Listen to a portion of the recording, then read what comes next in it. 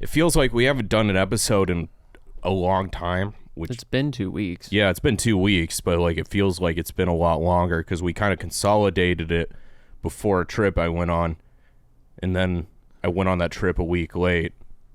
Yeah, and then we did one that week.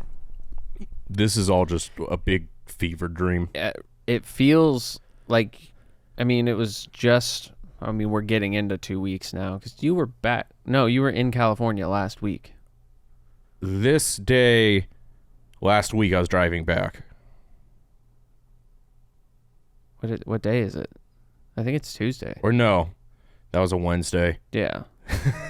So. Yeah, this a week ago and a day I was driving. So back, you haven't even been back for a week. No. God, it's felt like a month. Jeez.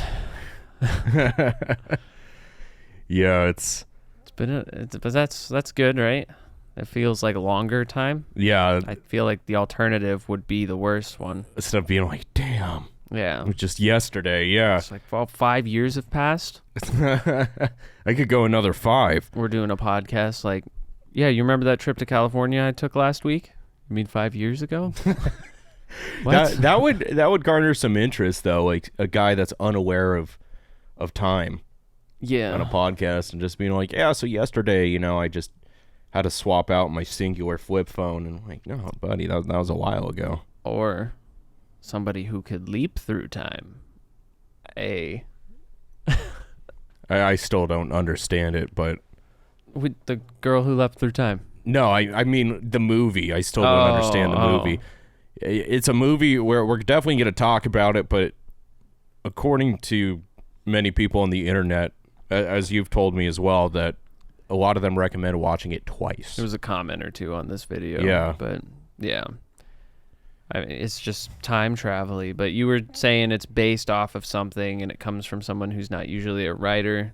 They kinda, like, based it off of that, so it's just kind of is a jumble of things. It was an animator that happened to write it. It was his first major writing project, and forgive me, I don't have his name. I'll have to look that up, but he took a reference because he's like, I'm not comfortable writing something entirely original for my first go, so he referenced a book that was, I don't know, the late 70s, 80s, or at least that's where the story takes place. And yeah, there was also a live action film adapted, but that's not tied to the anime. They're both sourced from the book, at least in likeness, but have nothing to do with one another. Yeah. It's hard to tell, too, because I don't know if those older ones came out in the 70s, like the books. I think they did, but the way they're, titled, it could be that it's The Girl Who Leapt Through Time 1977, because that's when she goes back to. Right. Or that's when the future guy, I don't know. It's very confusing, There's a lot of time skipping here, so. I've never really heard of it, but it seems like a lot of people watched it, because and another thing is this one that we watched, it says it came out in 2008, but the Wikipedia I was looking at said it came out in 2006. So, really, it's just 2006 or 2008, regardless, it seems like a lot of people watched it. I mean, that was kind of the era where I watched anime on Adult Swim. Yeah. So maybe it was a movie they played late at night sometimes, but I never saw it. But it seems like it's a nostalgia thing for people. It's cool because we were talking about the animation is really, it could be newer. Yeah, so it's done by Madhouse, right?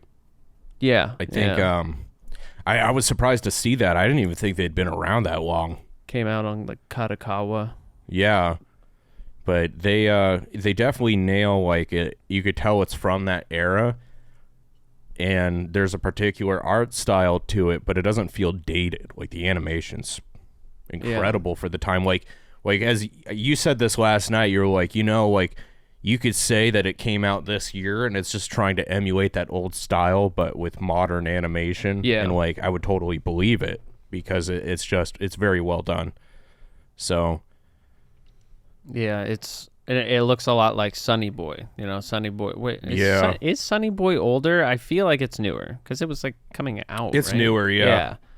That's one that's it definitely this is what I feel like it was looking to for inspiration in terms of animation, because there's just some surreal stuff that happens, but it's all pretty, you know? Even the things they make more simplified are done well. You know, they look good. It's very tasteful. Like, one thing I always notice is, like, they really play well with not overly saturating everything in color. Well, like, you could look at a bookshelf and it looks like a dusty old bookshelf. Yeah. It's not like too vivid for what it's supposed to be. And those necks are long though. Yeah, I was gonna say Yeah. I was waiting. I was like, there's some necks though. Yeah, there's some straight neck, like straight out the safari, like giraffe looking, you know. Yeah. It was insane. Like some of those first couple scenes with the is it her sister? Which is yeah. Like the original story that's supposed aunt. to be her. Yeah, aunt. Yeah, you're right. But that within the first little bit of the movie, she just pops on screen like, maybe you're leaping through time. Yeah. Yeah, well, your head made it back to the 70s, but your body's still here, and then next conjoining everything. Like, who decided, like, as they're, like, animating it, they're like, no, longer. Have you ever Longer, seen? damn it. Have you ever seen Princess Mononoke? Yeah. You know when the forest spirit is turning into the forest spirit? Yeah. Its neck kind of goes up? Mhm. That's what I feel like it looks like. It looks like a monster. Dude, just some things, like, have you seen Quinad? I've watched a little bit of it, and it's one of those things everybody's always like, it'll make you cry, but I just can't get into it. There's Quinad, and it's another one, like Chobits or Chobits, yeah, where it's just Chobani. That's like a yogurt. Yeah, Chobani, Ferrari, Greek yogurt. Yeah, the Greek yogurt anime, which I would assume will come Therme out. Roma. Yeah, Therme Roma Chobani. But yeah, it's like they took these characters like Quinad and Chobani and they take their eyes and they stretch them so far apart where they just give them this alien-esque kind of look to them where it's like just I love the drawings people do where it's like it's an x-ray where it's their skull. It's all distorted. Like, it's just so goofy looking, but like that was the style of the time, you know. It was kind of like the moe look, was to give them those weird alien-esque heads and like disproportionately large eyes.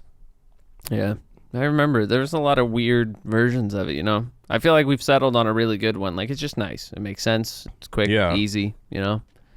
There's no weird differences, but I do like all the old intricacies of, you know, the differences in them. Now they're kind of like, I feel like they're all in a group, you know? Yeah. There's not many one-of-a-kind styles because they just kind of fit. Like, okay, do you do the rounder face, you know?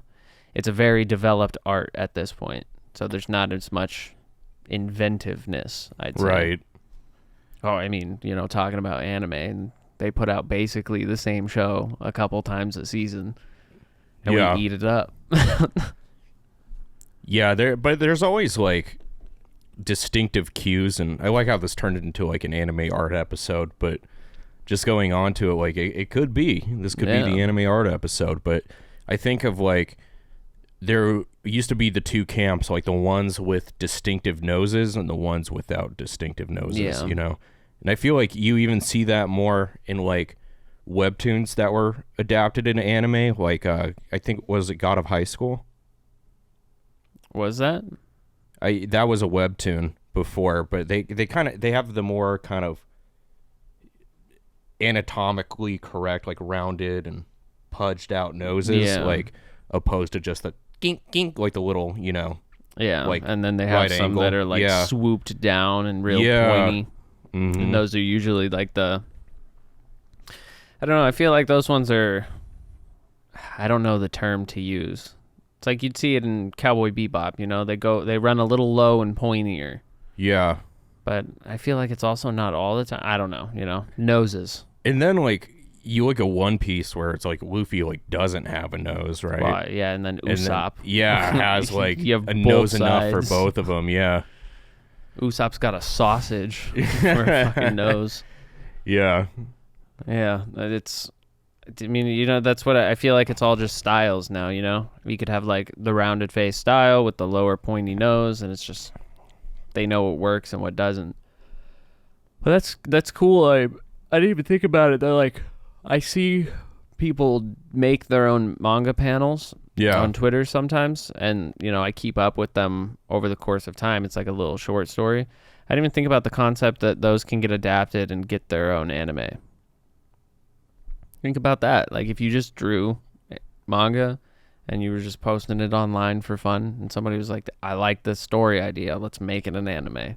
Yeah. Yeah, hell yeah. That'd be cool. They probably just take the idea, honestly, not offer. Yeah, just rip it. Not offer to purchase it, but there was someone, man, it was Snow something. I followed him on Tumblr like years ago, and that actually happened to them, but they were like really good. Yeah. Like they made this one, I forget the name of it. It was this manga, and like the girl kind of had like these fleshy horns. And it was always snowy where they were at, and it was kind of like samurai, but they like created this, and like at first I started as the artwork and the character concepts, and then they actually started making panels and like a story to it. And I think it was, if I'm not mistaken, like gonna get adapted in at least like an official manga, That'd be so cool. Maybe I have no like capability in drawing, but maybe I'll just try to make a manga. I have a picture of an anime character you drew I keep with my files like years ago. Me? Yeah. What? Yeah. You drew it. We were all drawing on the same piece of paper, and I'll show it to you. Was it just like a shit one? Yeah, kinda. Like, you were trying on this one, Oh, okay. Yeah. I was never very good. It was hard. Yeah. Me and drawing, I always wanted to be an artist, like paint and drawing and stuff, but I don't know if I just didn't have the patience for it or what, but it just seemed like I would have an idea, I would practice, and then I'd go to do it, and I would fuck up, and it's so difficult. Yeah. Drawing's hard, man. It is difficult. Are you shedding? I'm shedding. Yeah. Get a little toast in here. A little toast, baby. Little toast, but yeah. Got to keep the AC off for the pristine sound. Yeah. Got to burn alive for the quality. Yeah. But I always drew growing up. Like it was one of those things I feel like I had somewhat of an innate ability to do it. Like I didn't, study like fundamentally, but like it just kind of came to me. But then I like plateaued. Like I didn't get any better. Like after high school, I kind of just stopped drawing, Yeah. Well, did you plateau or did you stop, practicing, getting better? So that's the thing. Yeah, I did plateau because I would draw, but just, intuitively, and it only gets you so far. Like I needed to learn certain things like understanding values and shadows and creating dimension, because everything I did was very two-dimensional. That's where illustrative. That's where your interest in something is really tested, is when you have to do things you don't want to do. Exactly. That's where it really like separates the just like this will be something I appreciate. Right. I can go to an art museum or I can see a picture online and enjoy it, but I'm not that in love with drawing. Yeah, I mean, the unfortunate thing, and I think this goes for a lot of us, is you can be interested in something and we make like the worst mistake. And I would compare myself to like I started surrounding myself with people that were also artists but much better than I was. Yeah. So I felt like I was garbage, and especially being younger. So I was like, damn, what's the point? Yeah, I felt that way a lot too. It's I've never really been the good one at something. It's more so been pool. I can manage. Well, I mean, you're good at pool. There's people who are better than me though. Yeah, and I know those people. But yeah, I mean, pool is one of those things I do get hyped about. Yeah. I come in, I'm like, no, whatever. I beat two people, and I'm like, everybody needs to play me because I need to prove something. I'm the best. Yeah. It really comes out of me in pool. You're right, I'm good at pool. The second thought, I'm great at pool, homie. Yeah, no. Obviously, I'm not great at... It's okay. I broke her scythe earlier. That's why she... Yeah. It looks like she's just posing. How long do you think it'll take before we break all of these figures? All 3 of them? I give it a week. A week. That's hard to measure because we only really, we That's have true. one chance a week. In the next 7 episodes, let's see. I'd say like before episode 45. That's what I'm feeling. Yeah. I'm really setting us up for, being around a while. So now we have to get to 45 episodes just to prove that's a milestone, yeah, that they're still intact or demolished, completely obliterated. If all 3 of them break, then we're free to quit because it doesn't matter if we get to 45. I feel like we have a habit of breaking things. Yeah, I break everything. Yeah. I can't be trusted with something. I broke Don't put a baby in the my other hands. day. Get your baby away from this man. He's gonna break it. Like, shattered a glass like a couple weeks ago. I tried bleaching my jeans. We went to the tailor today, and it's like $100 to fit. Like, I poured bleach directly on them. You're not supposed to do that. I let it like sit for like a half hour before I added water, and that's where it ate the holes through it. So it pretty much just deteriorated the fabric. So she's gonna have to like add fabric to do it. And she's like, "Why aren't you just buying new jeans?" And I'm like, "Cause they're cool jeans. That's why. They're cool." I'd rather spend $100 to get these jeans fixed Exactly. than buy new jeans. Because it's all an equation. It's like I could do some Goodwill hunting right here. Just, like adding, subtract, multiply. But I doubt I'll have time, but I'll try. That's what I was hoping for by doing all that. But it'll be a test, but continue. Yeah. So I spent $40 on these jeans at a secondhand store, but they were brand new with tag. They were originally $200. So even if I spend $100 to repair them, I'm only $140 in the hole on a $200 pair of jeans. If I were to buy a new pair, I would now be $240 in the hole. So I'm essentially saving myself a black chip. Yeah. That's a good way to look at it. Yeah. Mm-hmm. For those who aren't familiar with a black chip, that's $100 chip at the casino. We've been frequenting. We've been going to the casino quite a bit. Yeah. It's been fun. But my argument is if you have self-control and you're not going to throw all of your money away at the casino, it's a nice place to go and, spend $20, $30, maybe pay for your drinks. And, some days you'll leave being like, oh, I made $20. And other days you'll be like, hey, I had 7 drinks and I only spent $10 because you won the money for the drinks. That's the beauty. I think you set yourself up for failure when you're like, oh, I'm going to strike it big. I'm going to hit big. If you could just go have a good time with your friends, like Ryan's saying, like have a couple drinks and it's like covered for it because you go like, you won $30-$40. Shoot, that's a good night, you know? Mm-hmm. It's just, it's nice. It's something to do. Yeah. Gambling, don't get me wrong. There is definitely a rush involved, but don't seek that rush. Can you handle the rush? It's like, we're recommending beers, but am I recommending alcoholics to try these beers? Definitely not. So gambling addicts probably shouldn't. They heard Black Chip and they like turned off the podcast and ran straight to their car to go to the casino. Yeah, it was their trigger. They're like, that's right it. Now. I heard Black Chip. That's it. Just stay self-aware. It's if you think it's becoming a problem, like you can reflect and say these were all mistakes, and if you're continuing to make those mistakes, and you can say I need to make a change. I mean, you're halfway there. You just gotta sack up and make the change. Just some of us are we're addicted to the hustle. You know what I mean? Always on the grind. I mean, don't get me wrong. That's why I go. But I primarily leave with more money, and it's because I just stop. I win, then I stop. I'm not trying to win a bunch. Yeah. I'll get there, I'm going to build them. Every time I go to the casino, I'm bringing more money back, and it's all their money. Exactly. And it's like if you're going like frequently, and I mean, even like once a month, every couple months even, like keep a tally. Understand what you've taken from the casino and the casino's taken from you. Yeah. So it's like, just because, you might be down bad one day a little bit, like you lost, $50. Maybe you made 100 a month ago. You're like, oh shoot. So technically I'm still 50 up, Yeah.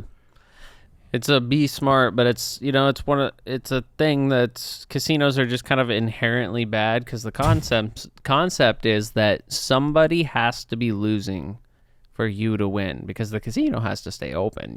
They pay people. They're making money. They have to turn a profit.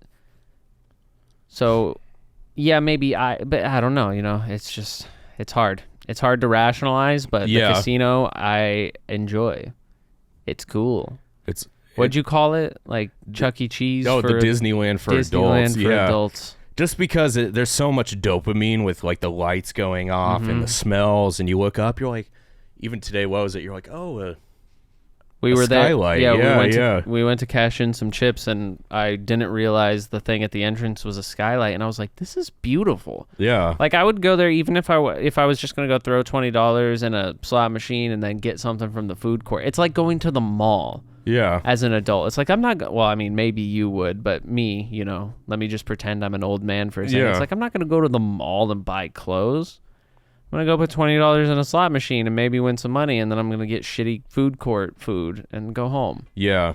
Well, and it's the same principle of, I find it kind of like comical when someone's like, oh, you went to the casino and oh, you lost $60. Like, what's the point? And I'm like, you just spent 60 at a club, Yeah. And I'm not adverse to clubbing, but I'm just saying, like, at least I have a chance of getting that at the casino. Where at the club, it's all gone, Yeah. And you still, I mean, casino people are casino people. The crickets. The crickets, yeah. There's crickets at the casino. But, you can still talk to people. You just probably aren't going to want to talk to them when you leave the table. Yeah. Or leave the slot machine. If I sit down next to somebody, I'm like, what are we winning? I'm just bullshitting with the people. And, you talk it up with the dealers, and, like, if you get, an example is you go with the homies like we did. We had 4 people kind of mob down there, and it's like, you might be the only ones at a table, and it's kind of cool. You feel like it's an outing, like, you and your friends own the table, and it's all yours, and yeah. You're laughing, hanging out, talking to the dealer. It's a good time. You're all just trying to make some money together. Yeah. That's nice. That's my preference to clubbing, but yeah. We'll put a pin in that right there because we can talk casino all night. But yeah. We're not gonna. This isn't the gamblers episode. This is the. We should. The anime art. We should episode. have that though with like, what is it, Kakagiri? Oh yeah. Yeah. We should do something with that. I have to watch that. I feel like actually there's a new season. I've watched a couple episodes of it, but yeah, maybe now that I'm like, gambling currently, yeah. This is just the new wave, Yeah. Right now, I'm listening to funk. I'm into JDMs, and I'm gambling. It's That's 6 a vibe. 6 months from now, I'm gonna be back to like reading Charles Bukowski and going to local coffee shops. Yeah. This is where I am right now. Casinos and JDMs, baby. I feel like you're like making a dating profile. So I'm into funk. I like JDMs. I do read Charles Bukowski, actually. But Charles Bukowski's miserable to read. Yeah. I liked it when I was younger, but I feel like if I went back and read it, that's just something you read when you want to be miserable. It sucks. He was like a jaded, drunk, failing author that walked around barefoot, right? Yeah, well, pretty much. Or no, am I thinking of, was that Socrates?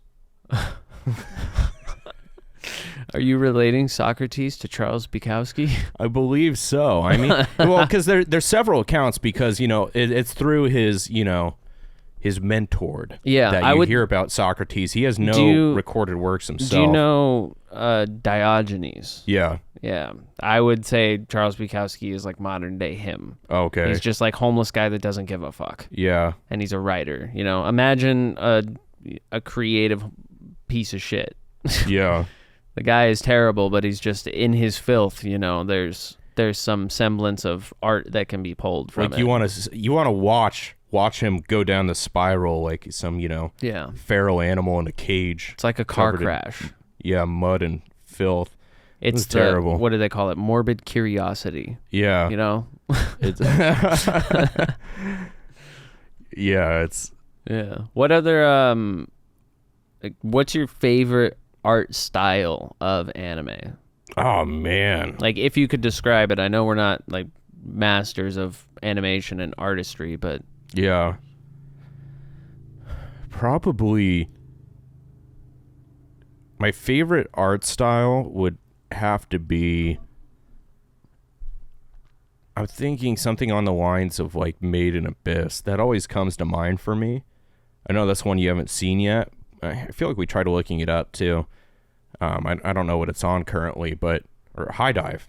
It was High Dive. And well, I think it was on. Or It's on Amazon It's on or Prime. Yeah. Prime, yeah. So yeah, we'll have to check that out. But where it's very there's so much detail in the landscape, and to me, the personal thing for me is like it always kind of reminded me of something I've like dreamt about, like those really weird, vivid, forest and landscapes, like a dream space I'd go back to, and like that style where it's just like it looks like you could hang it up as a piece of art if you pause. Yeah. You know what I mean?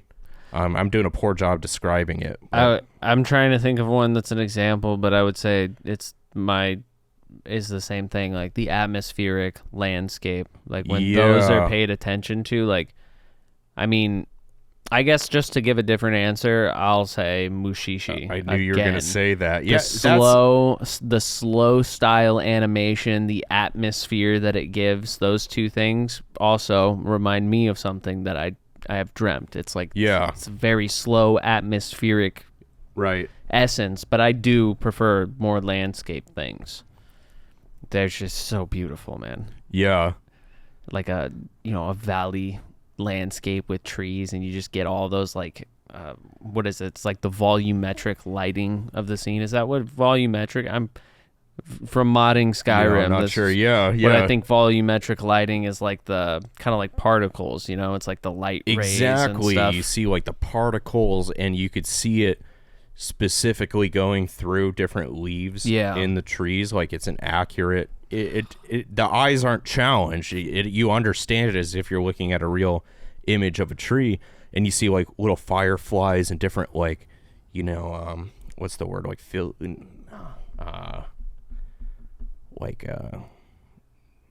like foliage and little creatures. There's a term for fauna. Fauna, yeah. You see the different fauna. It's like a live ecoscape. Yeah, and there's another one that's more plants. It's not like foliage, but it's fauna and something else. Yeah. I think fauna is like animals, and then there's another one. I can't remember. But yeah. Yeah, but essentially where it like looks like it's an actual, ecology. Mm-hmm. And not just like a painted on picture of a tree that's like not moving. A lot of the more kind of hard pushed out anime will, I guarantee you've seen this too, is where everybody other than the main cast, like there's no background characters. They're all their face is kind of they're like all blank slates. They look like Mr. Game & Watch. They're all just assets that are copy and pasted to fill this empty world. But I also kind of like that in those, because a lot of the times I feel like it isolates the story. It makes it. There was one that's about two couples that work in an office. I think it was two couples. Yeah. It was a really cute anime. I think you may have seen it. I can't remember the name. But like everybody else in the show was just kind of a copy and paste character. But it gave this essence of like this entire world only exists to tell this story, and it felt very contained, which I thought was cool. Yeah, it could be done, I think, with a lot of intention or laziness. It's probably mostly lack of funding, but sometimes I think it is like pure intention, because like you'll see like moments surrounding the character, like Welcome to the NHK always comes to mind for me, where it feels very isolated. Like you feel like it is just him in that world, and when he is outside, it's the blank faces, but kind of the voices are mumbled, there's chatter, conversations, you can't really make it out, and that's like a constant where it's kind of like this hysteria of these people around him, but like none of it feels real. And you can kind of see that it has more intention at the very least, because of the artist style, you know. Yeah. Like, they were putting emphasis on that a lot, that isolating feeling, you know. There was other forms of the animation that gave you that feeling, so it makes sense that would also be lumped into it. But Right. that show, the movie I wanted you to watch, A Whisker Away, does a really good job of that, because this girl is so hyper fixated on the guy in it Yeah. that anytime she sees him, all the other characters turn into scarecrows. And it doesn't ever really explain it until the end. She just briefly mentions that, like, everybody may as well be scarecrows because he's all she cares about.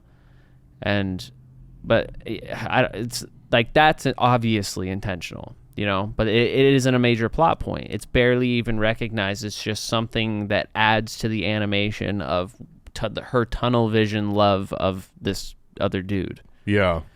But they're, you know, I think you know, you can pick them out, is what I'm trying to say. Oh, yeah, absolutely. You know when it's intentional, and you can tell when it was like, the funding's not there. They're just like, they didn't want to draw the background characters. Yeah. 2 people made this anime.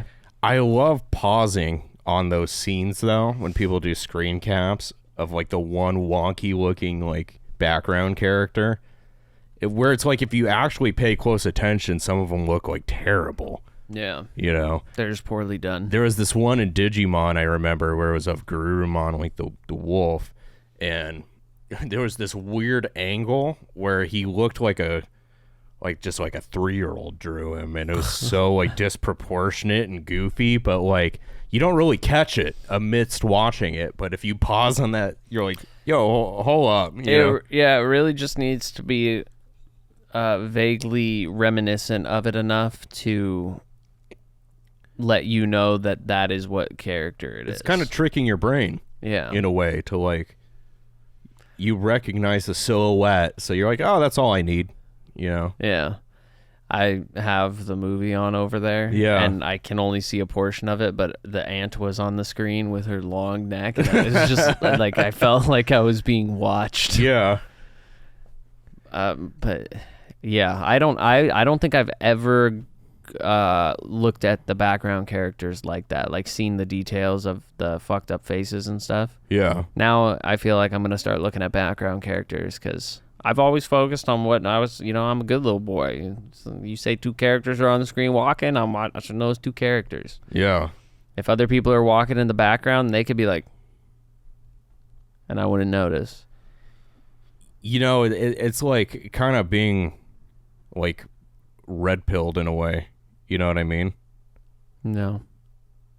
Like, I don't understand the pills. Or is it the red pill or the blue pill? God, I haven't seen the original Matrix in a minute. But the point of being is, like, taking a pill and now becoming, like, self-aware, you know, or more aware of what's real. Yeah, red pill, right? Yeah. Because I know, it got weird and political with it. But yeah, red pill, where when you're aware of it, like how we're talking about it now, and probably for, like, everyone listening, the next thing you're going to watch and be like, I'm going to look out for those background characters and see what they look like.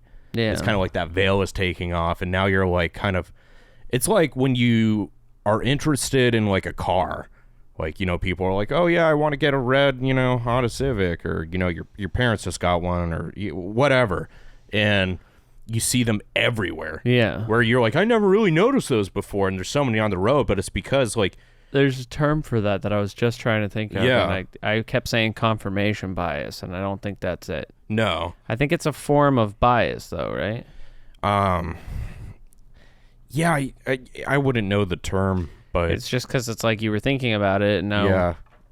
Confirmation bias is like when you're seeking out information that suits your agenda, I think. If you see something that says otherwise, you're like, oh, that's not right. Yeah. But... yeah, it's like that feeling where, you're now, you know, vigilant and aware of these things around you. So I don't know where I was going with that. Oh, it's gonna ruin my anime watching experience. Yeah, it's just say that much. Yeah, it's gonna make it terrible, because I'm not gonna be paying attention. I'm not gonna be looking at the subtitles anymore. I'm gonna be looking at background characters. Like, what's this guy doing back here? Who's he talking to? What's their story? And then they're going to look fucked up, and I'm going to realize things. Wait, I don't know if I'm just crazy, but does that ever happen to you where you're watching something and, you know, you're kind of like, you're so focused, like you're not seeing the TV around it, right? Like it's like image to brain. And then sometimes like your brain just goes, hey, you're watching something. And you like snap out of it and you like don't feel like you're like in it now. You're like watching it, but you're like noticing the TV now and you're kind of looking around and you're like, you want to get back in like that zone, you know, when you're like really invested.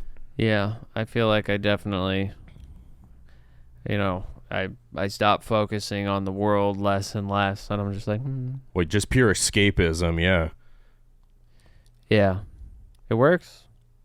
It's really nice when it's like I'm trying to go to sleep, and you can just like hit that comfy spot, and then just veg out to something, and then you wake up in the morning like not knowing what happened. You see, I can't do that anymore. I used to sleep. I used to have to, but it's been like, man, years and years, like probably almost a decade, but like I can't. It has to be dark, quiet, cold. Yeah, I can't. If it's quiet and dark, I cannot sleep. Too many thoughts. I need Does something. your mind just race? Yeah, I need something to focus on where I can just be like, okay, I don't have to think about anything because this is thinking for me, and then I eventually get to sleep. Yeah. If I turn the TV off, I will be up all night. It doesn't matter.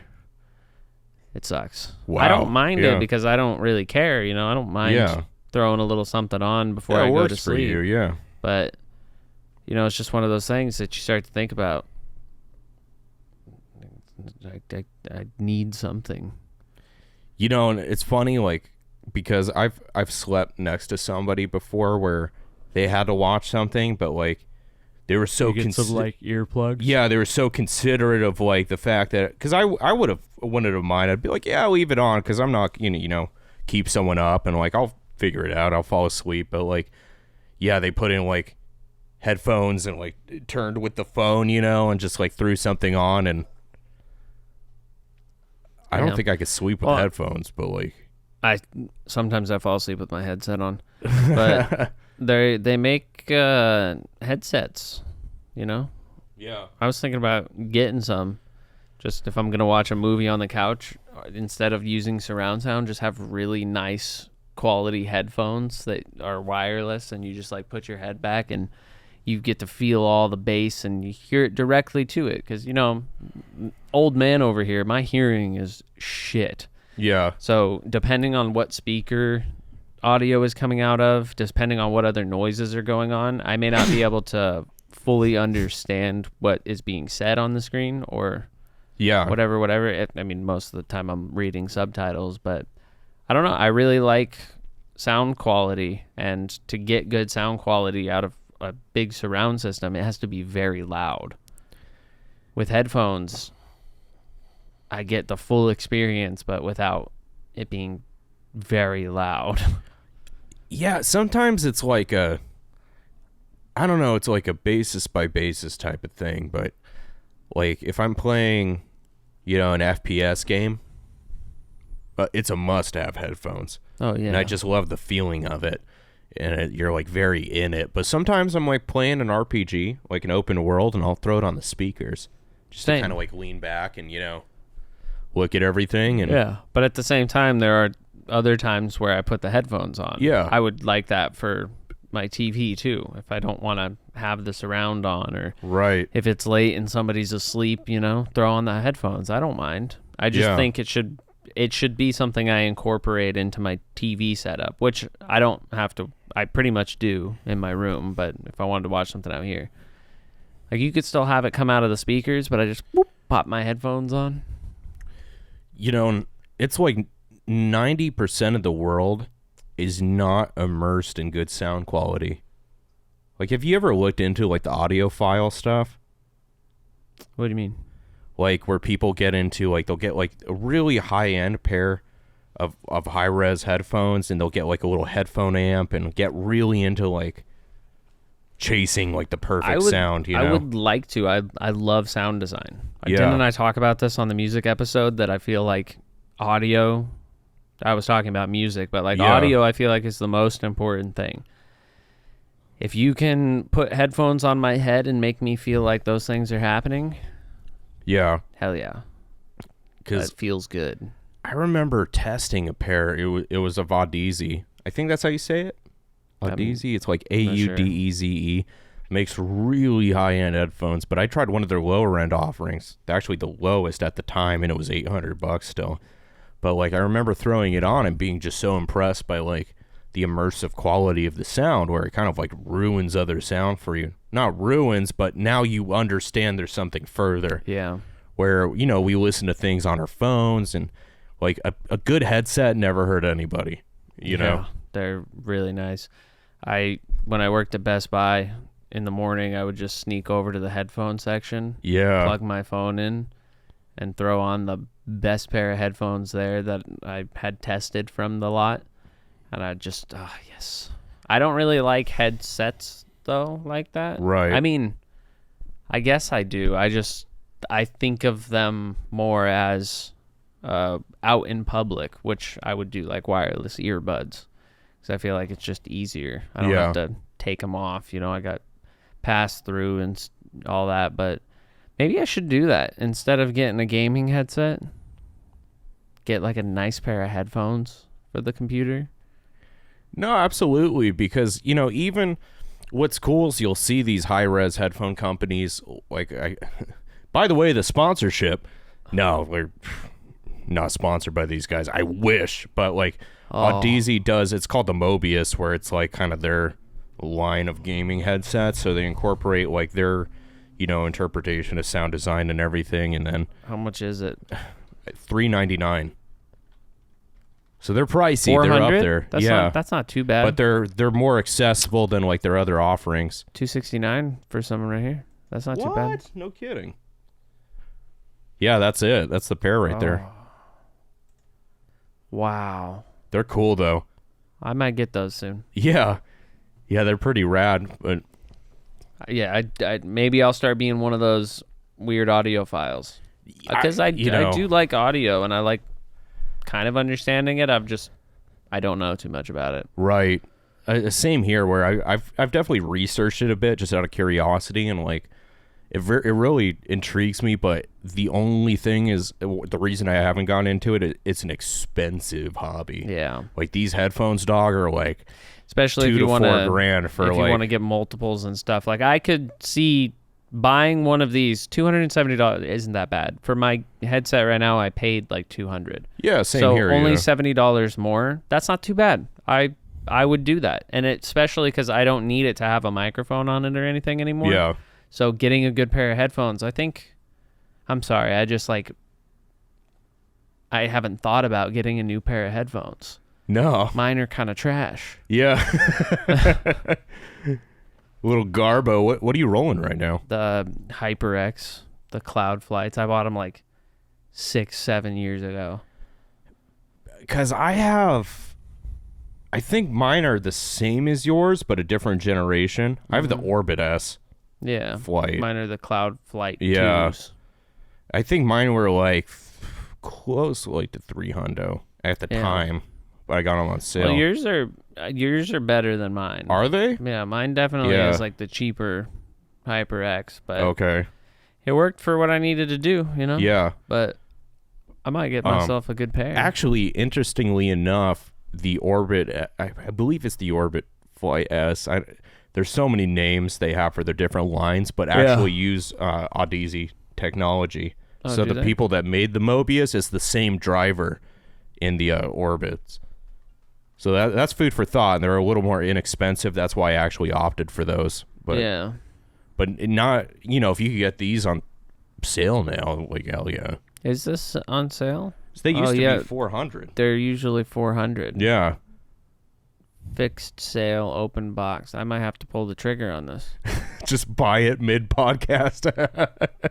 Hold on, I'm just, wait, was I just saying my credit card information out loud? Sorry, guys, I'm doing a little shopping. Yeah. No, I'll do some research. I might actually. I really shouldn't, but I might actually. Dude, I feel like a lot of things we like there's rabbit holes to them. Yeah. And I put a foot in each one. Like one day I'll be looking at mechanical keyboards. and I want a souped up sick keyboard. One day it's headphones, one day it's cologne, one day it's glow. Well, you know, it's like cars. Like that's why it's always every day it's different, and they're all expensive. You know, it's consumerism, and another thing that's like, you know, inherently bad. Well, not inherently, I guess. There's a level to it, but consumerism, just like we just consume things. You know, it's a lot of people would say you should do something else or like find something more fulfilling, but it's nice. You know, I'm a pretty materialistic person. I like my things. I like having things set up. I like designing shit. I think we both have our kind of respective direct interests, but I think it's nice, you know. As much as I like minimalism and stoic philosophy and stuff, if you put me in a room with a bed and everything I needed to just survive, I'd be miserable. Yeah. I need my material things. You know, and it comes down to, and I think this is oftentimes kind of misconstrued with minimalism, because you know, I was huge into it too, and like an advocate for like the whole idea that you could be kind of overwhelmed by too much stuff. Yeah. You know, but the idea is, and I think it's better described as essentialism. So finding the things that matter the most to you, surround yourself with that, and just don't spend your time getting a bunch of junk. Like instead of 10 things you don't need, get the one thing you really do want or need, you know. And if you surround yourself with things that bring you joy, as Marie Kondo says, you're golden, you know. Yeah. And then sprinkle in just a little bit of like being okay to let things go, because you can pick up something. Yeah. You know, maybe I got into seashells. Yeah. I pick up 3 or 4 seashells, and then I'm like, you know what? I don't really like seashells anymore, and getting rid of those seashells. Yeah, it's just material at the end of the day. Like, you would be okay if you're in a room, but yeah, it just wouldn't bring you the same joy as having certain things, you know? Because you can get overloaded, you know? I feel like it's more of finding that balance, but it's just my balance is, you know, I can maybe take more materials than somebody else can. So to them, it may seem like I have too much stuff, but that's where, it's all perspective. And I think people try to coin it as, oh, you're only a minimalist if, you know, you're nomadic and live out of a backpack, or only if you're on a floor with nothing around you. And they kind of depict these imaginary philosophies of what it means to be a minimalist. And, you know, for some people that works, and it actually brings them a lot of fulfillment, and they're happy and they get to do the things they want as a nomad with a backpack. But that doesn't work for everybody. Yeah. And your idea of minimalism might be being surrounded by things, but, you know, things that you find necessary, and that you're not continuing to get stuff you don't need. Yeah. You know?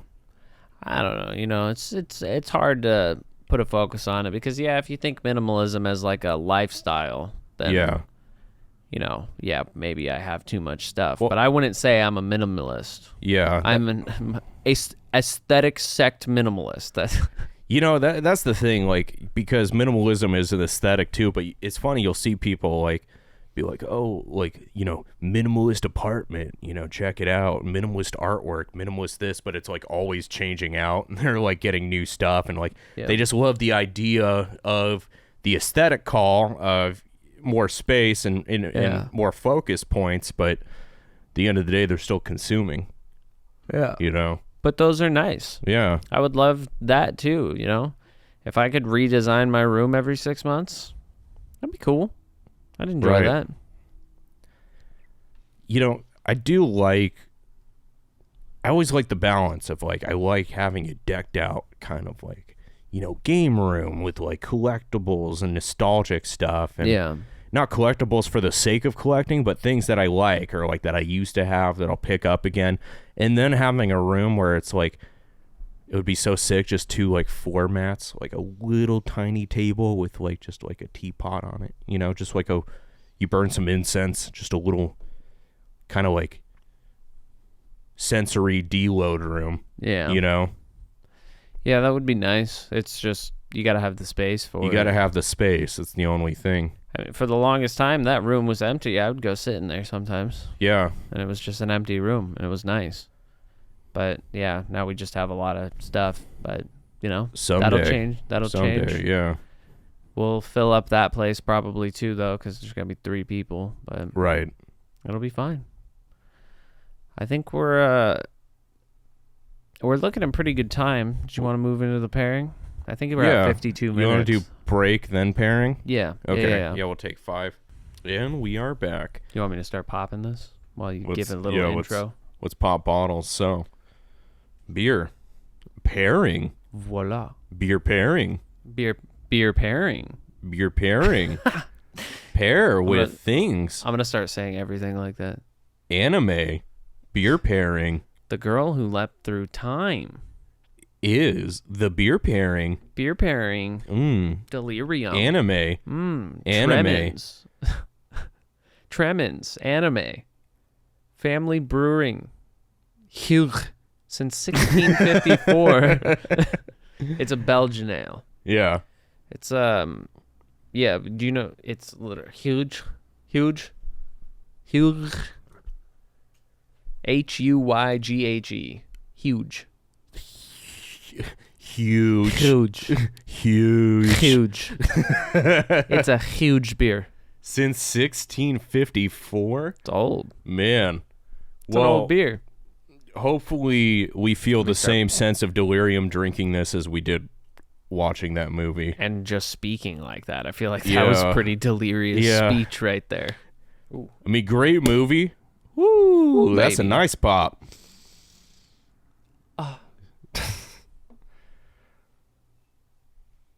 Wow. What's up? Oh, shit. It's the girl who leapt through time. Do you want to... Pairing. Yeah. Anime. I was going to keep going. But anime. You're good. You're good, dog. You're good, man. You're good, dog. So, yeah, we're pairing this with the girl who had leapt through time because it's just it's in the name, baby. It's an easy one, you know. You're so confused watching that movie, and it's like it's not that it's uninteresting and it's captivating and it's a great movie and you know very acclaimed by many, but very acclaimed. I don't know. It's the end of the podcast. It's confusing. It has a lot to do with time travel, and it doesn't really set you up with any of that. There's not a lot of context. Yeah, it's like you have to be paying attention, which especially for us last night, you know, it was late. I was pretty drunk. I had been like cooking while watching it and stuff. Ate 5 pounds of Whataburger while trying to pay attention. We were just very delirious watching this delirium-inducing movie. Oops, I spilled. But it was good. The animation was fantastic. We talked about that a little earlier, that it's kind of like that old style that current anime tries to emulate nowadays. It's, I don't know. It's not the sense of anxious delirious, like I don't know what's going on. It's kind of like you're not really concerned with what's happening. Like a cozy confusion. Yeah. It's like you're kind of just being whisked through it. It was very strange, but it was pretty good, man. I did like it. I will watch it again, definitely, too. Same here. I was even thinking about throwing it on again tonight, just to like kind of pay note to certain scenes to be like, oh yeah, that makes sense. Yeah. Now that you know what's happening and that Chisaki... No. Well, I didn't want to... No, pass that over the right way, King. All right, hold on. There we go. I just didn't want to move the bottle again. Oh, yeah. Cheers. But yeah, the Chisaki coming from the future and stuff, knowing that might make a lot of their interactions make a little more sense. Were we supposed to say that? Huh? Did we just spoil the whole movie for everybody? The movie came out in 2006. I don't care. Yeah, even if we tell you everything that happens, you'll watch it and still be confused, so. If anything, getting a brief little recap and knowing these things might help make sense of it. Yeah. This one's not bad. You know, anything other than, do you like spicy nachos? Honestly. Yeah. I'll take anything at this point. I did not like spicy nachos in that case. I don't know if it's... What do you think about this one? It's got a lot of... feels like it's very textured. Like the bottle. Like the bottle itself? Yeah, but I mean, the taste. Like, taste it and just think like textured.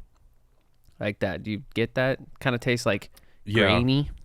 Yeah, the foamy kind of head is actually, it's a little bit of grit to it. Yeah. You know, and I don't know what quality particularly induces that, but I'm just getting very there's the malty finish to it. So at the end of the palate, it's kind of like you get that malted kind of taste on your tongue, but in the beginning, like the opener, it's very metallic to me. Yeah. Like, I was gonna say sweet, but that's a better way of describing you know, when it. if you like just licked a fork, just a plain fork with no food on it, it's like that kind of feeling, that tinge to it. You ever just eat a 9-volt battery? Just shooters, you know? Oh, we're out of fireball. Yeah. You want to shoot some battery acid? Yeah, it's not bad though. I like it. It's kind of, I'm terrible with the terms, but it's kind of dry. Yeah, no, I can see that. Kind of in the essence of like a lot of Japanese style beer where it has that dry quality to it. Yeah, I can see that. Yeah, I need to sip it again.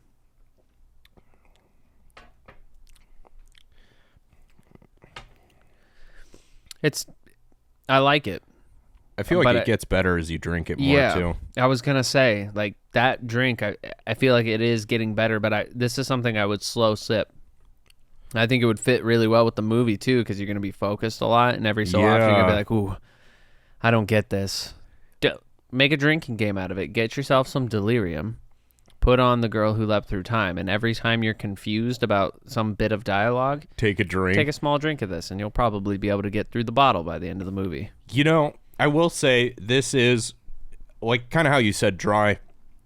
In likeness, I feel like of Japanese style beers, where this is a Belgian, you know, completely different, but I feel like this would pair really well with food. Oh yeah, with like some like savory, like a cheesy, you know, sandwich and like some salty fries or like just chips, I don't know if it's it's just because I'm thinking of the in relation to Japanese beers, but I'm thinking some like yakisoba. Yeah, some, like, seafood, yeah. You know, this mussels. would go great with that. Like, yeah, definitely not a pounder. This and some mussels. Yeah. Oh.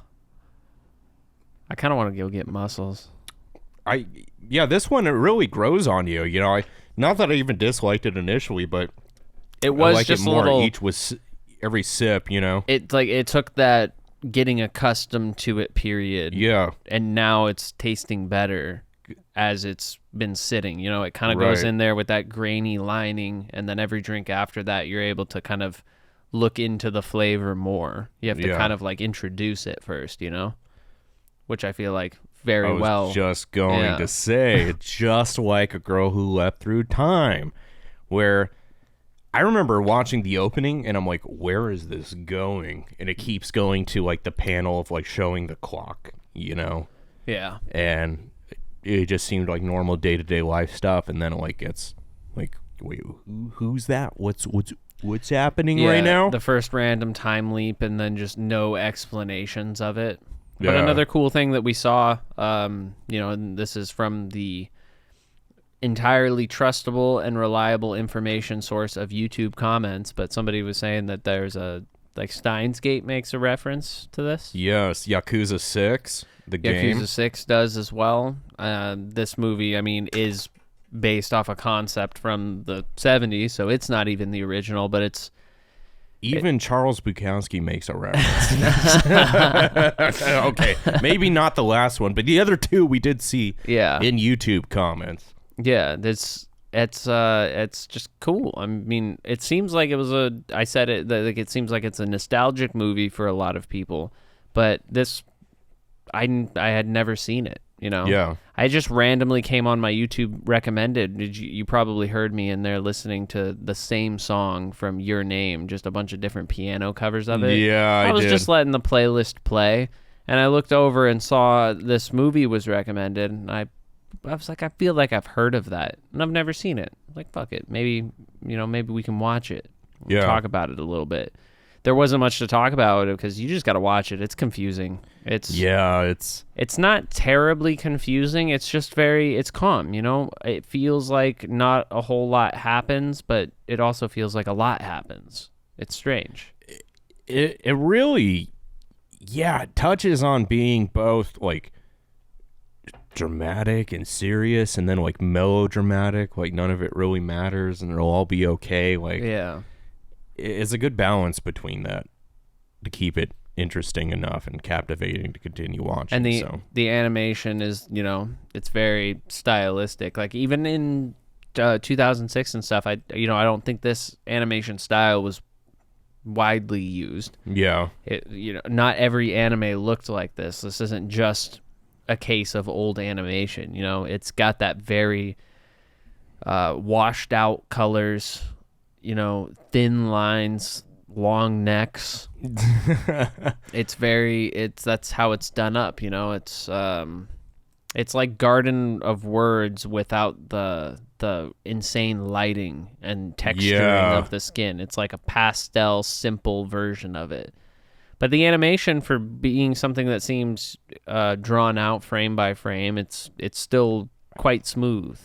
Yeah, it has a nice fluidity to it. Even when there's a part where she's kind of traversing through time for the first time, and you see like those machinations. That was really come cool out. when it kind of like zooms. Yeah, and you're like, this is 06 or 08. Like, it kind of blows you away, It gave me like Cream Puff Serial Experiments Lane vibe. Yeah, when it was going through all those like cabling and stuff. Yeah. And it's just that kind of style. I was like, this is the cutesy Lane, Yeah. It's like not as existential. It's more, just relying on the pretty skyline and the slight romance that they don't ever really touch on. But Yeah. you got this interesting love triangle between Chisaki, Kosuke, and I forget the main girl's name. Miyamoto? No, I know that name from something. that's from but Miyamura, isn't it? Yeah, I can't remember what her name is.